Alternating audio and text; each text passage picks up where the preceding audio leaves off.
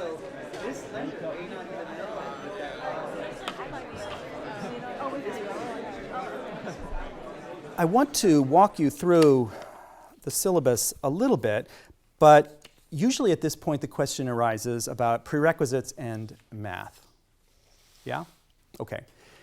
The prerequisites for this course are intermediate macroeconomics and intermediate microeconomics. That's for the economics majors, okay? If you're an economics major and you want to get major credit for this course, you have to have had those prerequisites beforehand, okay?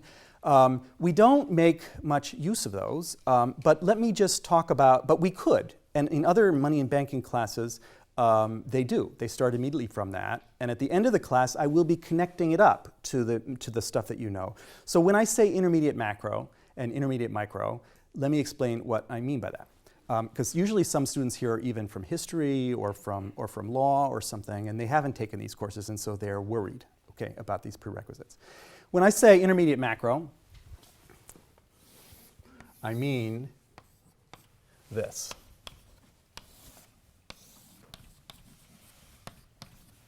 Okay. Intermediate macro, this is a story about the determination of national income and the determination of the rate of interest, a nominal rate of interest. And we're used to thinking about monetary policy as shifting around the LM curve. And you could build a whole course around that, the foundations of the LM curve, Fed policy, the Taylor rule. You might argue that this LM curve should be horizontal and that you're trying to do inflation targeting maybe or something. We'll talk about all of those things, okay? But we're not really going to be starting from here and building the foundations of the LM curve. In fact, we'll be questioning the whole concept of a stable money demand curve or money supply curve. You know, so it's actually at a much more fundamental level that we're operating. So this is intermediate macro, and you will have seen that before. Intermediate micro is another diagram. This is economics, right? Consumption this period, consumption next period, and we have some kind of production possibility frontier that shows with the resources how we can produce this and produce that. And we have a tangent budget line here. And the slope of that line is minus 1 over 1 plus r, the real interest rate in this case. And we think of there being different kinds of human beings in this world. Type 1 and type 2, where they are maximizing their utility. Okay, there's a first order condition for you, right? And creating a tangency and choosing, given we're imagining they both start with the same wealth, they have the same production possibilities, and then they trade. And this person says they want to consume more in period 1 than they're producing in period 1.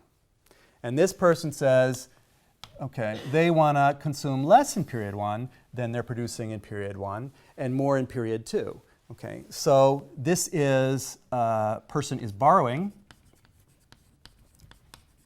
and this person is lending.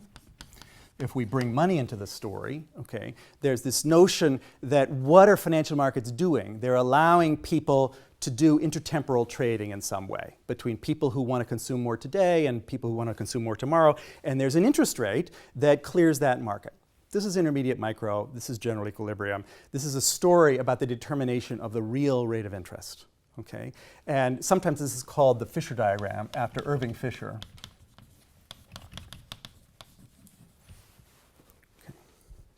And you could build a whole money and banking class around this, and people do, okay? Thinking of banks, maybe there's some imperfection that keeps these people from meeting each other, asymmetric information or something like that, and banks or credit markets are sort of in between trying to facilitate this flow of savings to investment and so forth, and theory of intermediation. You could build a whole theory of money and banking around this, and there are textbooks that do that. Okay, that's not what I'm doing in this class. Okay, we will come back to both of these points of view and connect up what we've learned to both of these points of view. But we're actually not starting from a set of economic apparatus and thinking, how can we apply this to banking? No, we're starting at the other side. You know, let's start from the concrete realities of banking and try to inductively draw from that some notion of how this thing works. What are its regularities? What kind of theoretical things can we say about it? Without imposing this structure right away. That's the strategy. So what is the analytical apparatus that we use in this class?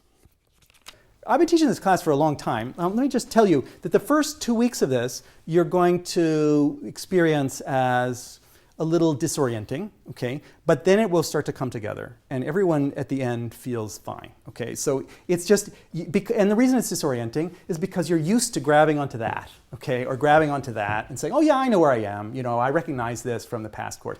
And there's not going to be stuff like that. You know, the very first stuff that you start reading is going to be things that are unfamiliar to you. And so that's just the way it's going to be. I sometimes tell students it's really fortunate that many of you had an experience as a first-year student or a second-year student, you know, saying, here's Nietzsche, just read Nietzsche and we'll talk about it tomorrow, you know, or something. So students rely on that background, that they know how to do that. That's okay, don't worry about it. It will eventually make sense to you.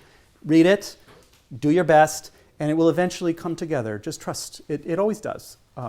And there is an intellectual tradition here with great care, great minds that are trying to figure this stuff out. And that's what we're trying to access. We're trying to think, what I always do when I'm reading the Financial Times, I say to myself, you know, what would Bagehot make of all of this? You know, or what would Minsky make of all of this? Or what would Fisher Black make of all of this? These are people I've written biographies of, right? So I can enter their minds and say, what would they make of this? Okay, that's how I think about the world always, is by just shifting gears back and forth. That's what I bring to the table. So I guess my answer is that I'm a member of my own little school, but I don't feel alone at all. I don't feel alone at all because I have all these ancestors here, and they're pretty great guys, actually. Monetary economics is all about books because it's so big. You got to write a treatise if you're really going to get anywhere in monetary economics. That's what I loved about it. That's why I chose monetary economics. I went down to the library, I saw that shelf of those books, and I said, if I could have a life reading all of those books just from left to right, that would be the best life ever. And that's the life I've had.